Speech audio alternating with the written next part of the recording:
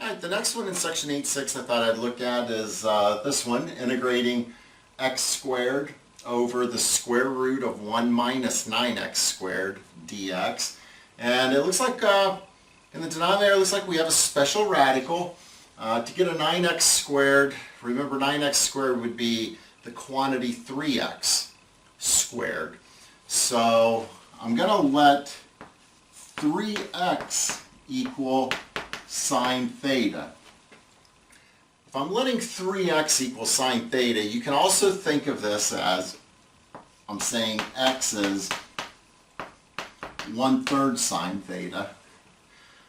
So in either event, we get dx is 1/3 cosine theta d theta.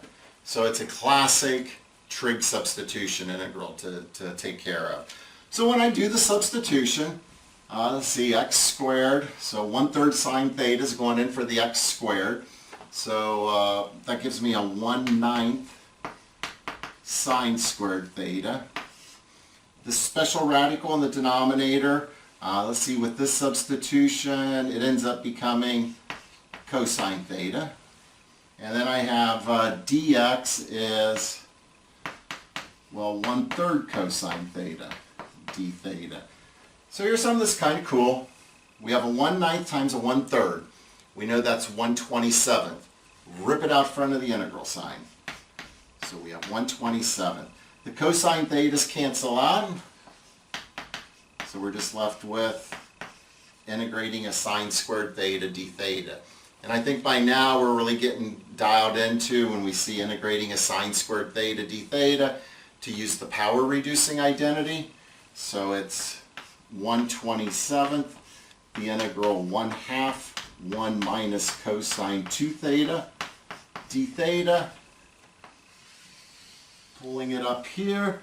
And I'm also going to rip the 1/2 out front as I pull it up there. So that gives me, oh good grief, a 1/54th integral 1 minus cosine 2 theta d theta.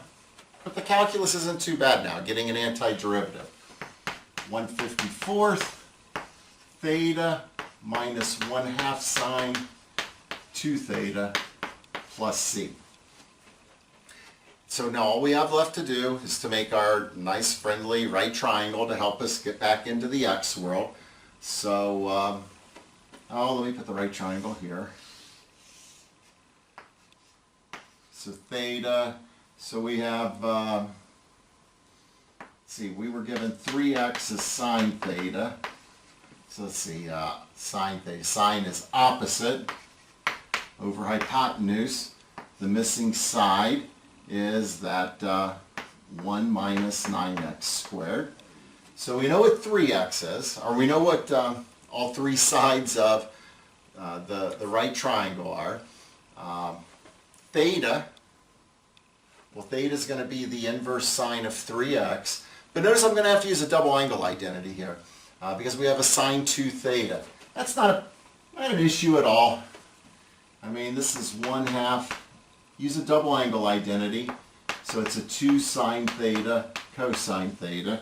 We know something cool kind of happens. The 1/2 times the 2 cancels out. It's 1. So we get 1/54th theta. From this, we know theta is inverse sine of 3x minus, okay, that cancels out. The sine of theta is 3x. And cosine of theta is adjacent over hypotenuse. So that's square root of 1 minus 9x squared over 1. I'll just leave it like that. Plus c. And that's all there is to this one.